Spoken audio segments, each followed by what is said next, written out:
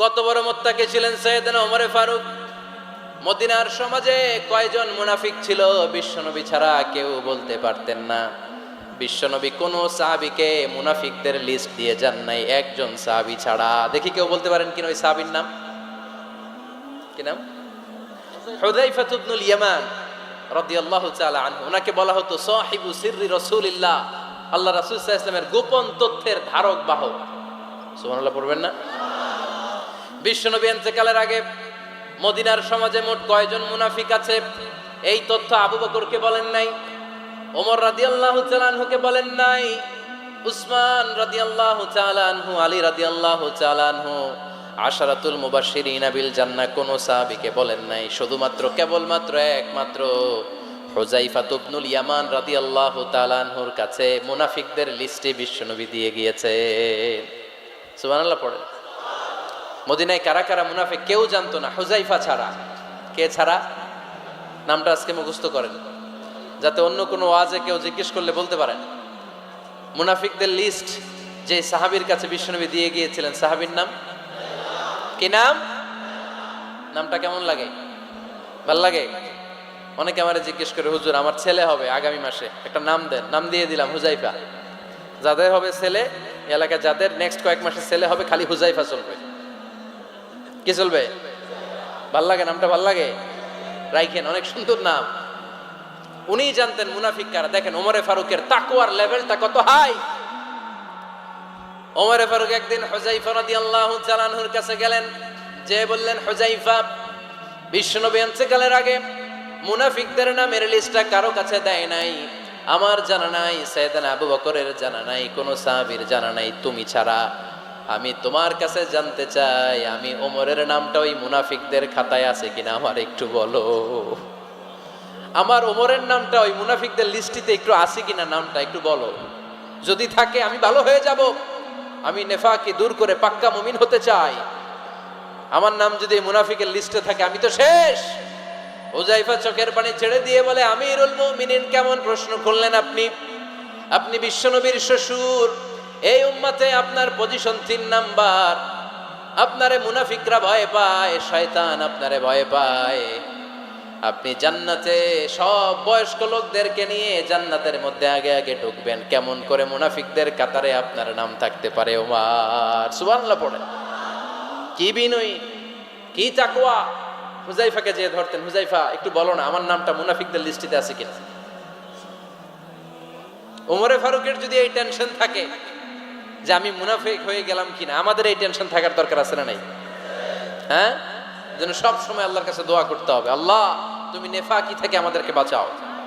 আরো জোরে পড়েন আমিন। আপনারা ওঠা বসা শুরু করলেন কেন? অনেক রাত হয়ে গেছে তাই? হ্যাঁ, শেষ করে দেই তাহলে না? যে অনেকের কষ্ট হচ্ছে মনে হচ্ছে। হ্যাঁ, এক নম্বরে যাচ্ছে এইটা সব মুখস্থ দেখি। হ্যাঁ, 1 নাম্বার, 2 নাম্বার, 3 নাম্বার। 1 নাম্বার হইল পেশাবখানা, 2 নাম্বার পায়খানা, 3 নাম্বার নাকি এইটা।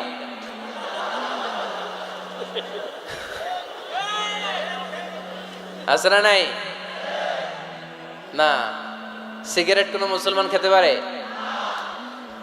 সিগারেট হয় টোবাকো প্ল্যান্টস থেকে, তামাক পাতা। ফরিদপুরে চাষ হয় নাকি? হয়। কোন থানায় হয় বেশি? হ্যাঁ, তামাক ক্ষেত যারা দেখছেন, কোনো বেড়া লাগানো লাগে? কারণ ছাগলেও মুখ দেয় না। তো যেটা ছাগলে খায় না, এটা কোনো মুমিন বান্দা খাইতে পারে? তো খান কেন এগুলো, পচা জিনিস? হ্যাঁ, এই পৃথিবীতে বিড়ি আর সিগারেটই একমাত্র খানা যেটা টয়লেটে ঢুকে খাওয়া যায়, তাই না? পৃথিবীতে সিগারেট আর বিড়ি একমাত্র খাবার। রাগ করবেন না, যারা খান রাগ করেন না। আবার একটু কমন সেন্সটা কাজে লাগানোর জন্য, চিন্তার জন্য বলতেছি। এটাই পৃথিবীর একমাত্র খাবার যেই খাবারের গায়ে এই খাবারের বদনাম লেখা থাকে, স্মোকিং কজেস ক্যান্সার। ধূমপান কর্কট রোগের কারণ, ধূমপান স্বাস্থ্যের পক্ষে ক্ষতিকারক, লেখা থাকে না? আচ্ছা ধরেন ফরিদপুরের একটা কোম্পানি নতুন চানাচুর বের করছে, ওই চানাচুরের গায়ে লেখা এই চানাচুর খাওয়ার 1 ঘন্টার মধ্যে বমি শুরু হবে আর ডায়রিয়া হবে। খাবেন? কি কইবেন? তুই খা। দোকানদারে কি কইবেন? তুই খা, তোর বমি হোক, তোর 14 গোষ্ঠীর ডায়রিয়া হোক, আমি টাকা দিয়ে এগুলো কিনবো না, ঠিক কিনা? কারণ এই প্রোডাক্টের গায়ে এই প্রোডাক্টের বদনাম লেখা, এটা আমরা কিনবো কেন? কিন্তু সিগারেটের উপরে সিগারেটের বদনাম লেখা থাকার পরেও আমরা খাই, টয়লেটে বসে খাই। আহা, এটার মধ্যে একটা পয়জন আছে, এটাকে বলে স্লো পয়জন, নিকোটিন। এটা আপনার লাং ফুসফুসকে শেষ করে দিবে, স্লো পয়জন। সিগারেট খাওয়া অনেকটা আত্মহত্যা শামিল। বিষ খেলে সাথে সাথে মরে, সিগারেট খেলে ধুকে ধুকে মরে। আর সিগারেট থেকে হিরোইন, গাঁজা, ফেন্সিডিল, ইয়াবা, ম্যারিজুয়ানার পথে মানুষ পথ বাড়ায়, পা বাড়ায়, তাই না? এগুলো খাবেন না। ওয়ালা তুলকু আইদিকুম ইলা তাহলুকা, নিজেকে স্বেচ্ছায় ধ্বংসের দিকে ঠেলে দিও না। জীবনটা অনেক সুন্দর, জীবনটা অনেক রঙিন, আল্লাহর দেয় জীবনটাকে উপভোগ করার দরকার আছে না নাই? এই জন্য সিগারেটকে এই ফরিদপুরের প্রোগ্রাম থেকে আমরা আজকে নো বলে দিলাম। কি বলে দিব? আওয়াজ করে সবাইকে আমরা সবাই একসাথে বলবো, সিগারেটকে কি বললাম? মনে থাকবে না? মাহফিলের প্যান্ডেল থেকে বাইর হয়ে আবার ইয়েস, হ্যাঁ না, ইয়েস করা যাবে না। সিগারেটকে কি বললাম? নো। ওমর ফারুক রাদিয়াল্লাহু তাআলা আনহু আমাদের সুপার হিরো, আমাদের সবাই বলেন আমাদের। উনি কত বড় সুপার হিরো শুনেন। উনি জুমার খুতবা দিচ্ছেন। কি দিচ্ছেন? মসজিদে নববীতে। খুতবার মাঝখানে হঠাৎ বললেন, ইয়া সারিয়াতাল জাবাল, ইয়া সারিয়াত ইবনে জানিমিল জাবাল। এই কথা বলেই আবার খুতবা দিতে শুরু করলেন। ওনার এই ইয়া সারিয়াত ইবনে জানিমিল জাবালের সাথে আগের কথারও কোনো মিল নাই, পরের কথারও কোনো মিল নাই। জুমার নামাজের পর মুসল্লি সাহাবারা ধরলেন, বললেন, ইয়া আমিরাল মুমিনিন। খুতবার মাঝখানে হঠাৎ করে ইয়া সারিয়াত ইবনে জালিমিল জাবাল বলে আপনি চিৎকার করলেন কেন? আপনার এই বাক্যের সাথে আপনার খুতবার আগের বাক্যের কোনো মিল নাই, আপনার খুতবার পরের বাক্যেরও কোনো মিল নাই। এই কথা আপনি কারে বললেন? কারে উদ্দেশ্য করে বললেন? এই কথার তাৎপর্য কি আমাদেরকে বুঝিয়ে বলেন। ওমরে ফারুক বললেন, আমি যখন খুতবা দিচ্ছি আমি দেখতে পেলাম ওই যে কয়েক মাস আগে আমি আমার মুসলিম সেনাবাহিনী পারস্যে আক্রমণের জন্য পাঠিয়েছি, বর্তমান ইরানের ওই বিশাল এলাকাতে পারস্যে আমি আমার ব্যাটালিয়ন পাঠিয়েছি। আমি হঠাৎ করে দেখতে পেলাম আমার মুসলিম বাহিনীর সেনাপতি যুদ্ধের এক পর্যায়ে তার ডানে আছে উপত্যকা, বায়ে আছে পাহাড়, সে পাহাড়ি রাস্তা ছেড়ে দিয়ে উপত্যকার দিকে যেতে শুরু করেছে। আমি দেখতে পেলাম আমার মুসলিম বাহিনী যদি উপত্যকার দিকে ছুটে বেড়ায়, কাফির মুশরিকরা আমার মুসলিম বাহিনীকে কচুকাটা করে ফেলবে। তাই আমি এখান থেকে তাদেরকে কমান্ড দিয়ে বলেছি, ইয়া সারিয়াতাল জাবাল, উপত্যকার দিকে নয় পাহাড়ের দিকে যাও, তাহলেই তোমাদের বিজয় নিশ্চিত হয়ে যাবে। উপত্যকার দিকে যেও না, ইলাল জাবাল, ইলা সারিয়াতিল জাবাল, পাহাড়ের দিকে ছোট। সাহাবারা অবাক, ঘটনা কি? উনি বসে আছেন মদিনায় মসজিদে নববীর মিম্বারে দাঁড়িয়ে, উনি যদি ইয়া সারিয়াতাল জাবাল বলে, এটা কি ইরানে যাবে নাকি? ও মিয়া, তখনকার সময়ে বর্তমানের মতো মোবাইল ছিল নাকি? ইন্টারনেট ছিল নাকি? কিছু ছিল?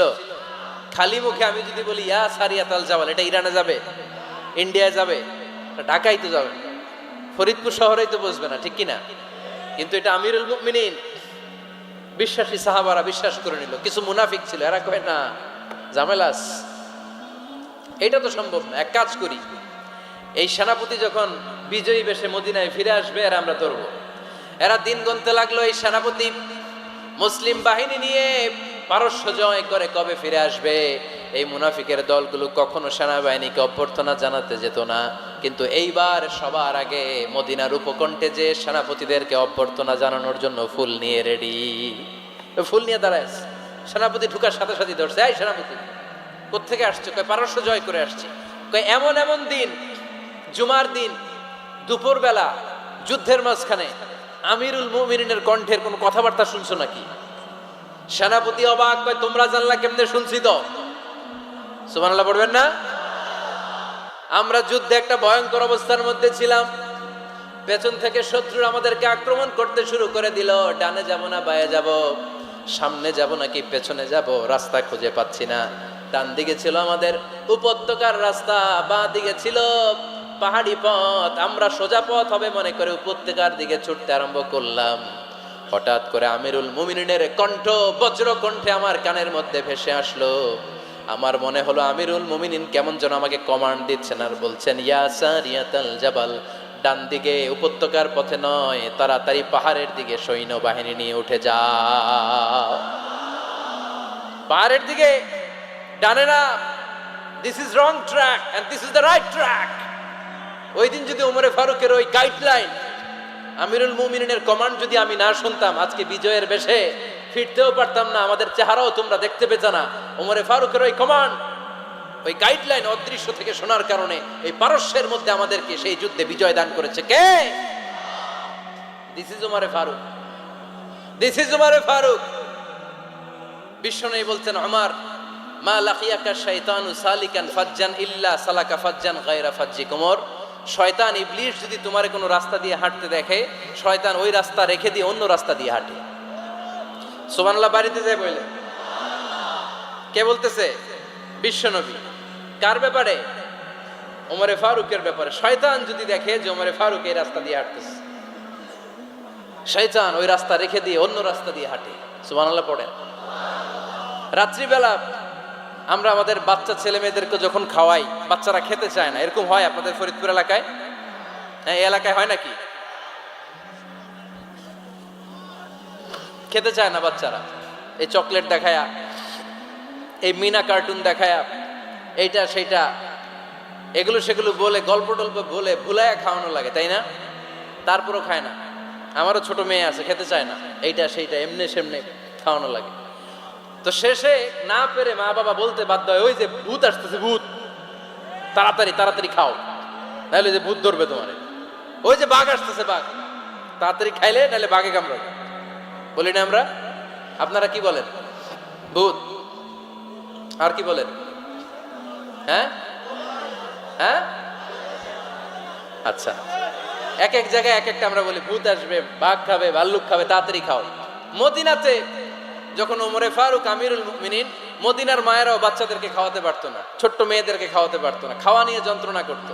বাচ্চারা যখন মদিনায় খেতে চাইতো না রাত্রিবেলায়, মদিনার মায়েরা বলতো, তাড়াতাড়ি খাও, হা হুয়া ইয়াতি উমর, হা হুয়া ইয়াতি উমর, তাড়াতাড়ি খা, নাইলে ওই যে ওমর আসতেছে, Omar. This is our super hero সাইয়েদনা ওমর ফারুক রাদিয়াল্লাহু তাআলা। শুধু শয়তানি ভয় পেত না, মুনাফিকরাও ভয় পাইত, জমের মতো ভয়। শুধু তাই না, আমাদের আম্মাজান বিষ্ণু ইসা ইসলামের স্ত্রীরাও ওমর ফারুককে ভয় পেতেন।